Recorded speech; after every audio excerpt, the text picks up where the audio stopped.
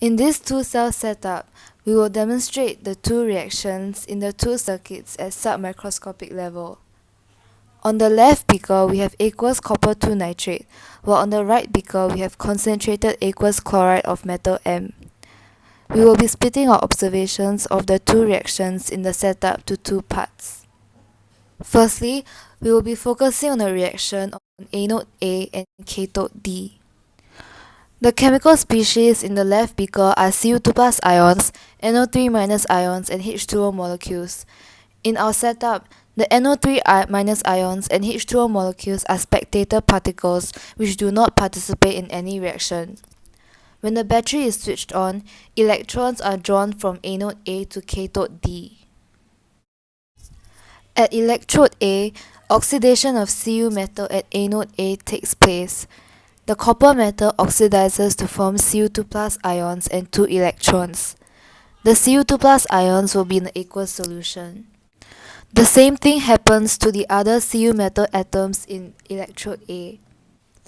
The impurities represented by the purple dots on electrode A then collects at the bottom of the beaker.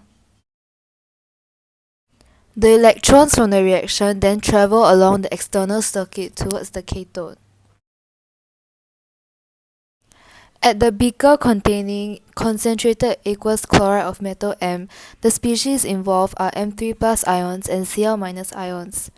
As we can see, the H2O molecules are more abundant in the aqueous solution than in the concentrated solution. In this case, the H2O molecules are spectator molecules. As the electrons reach metal M, M3 plus ions move to cathode D. At cathode D, reduction of M3 plus ions occurs as M3 plus ions gain 3 electrons to form solid N metal, which deposits itself and coats around electrode D. Now that we have completed the first part of the reaction, we will be focusing on the second half of the reaction, which is at electrodes B and C. Electrode C is the anode, while electrode B is the cathode. As the aqueous chloride of metal M in the beaker on the right is concentrated, between Cl- and H2O molecules, Cl- ions will be the ones preferentially oxidized. The Cl- ions will be attracted to anode C.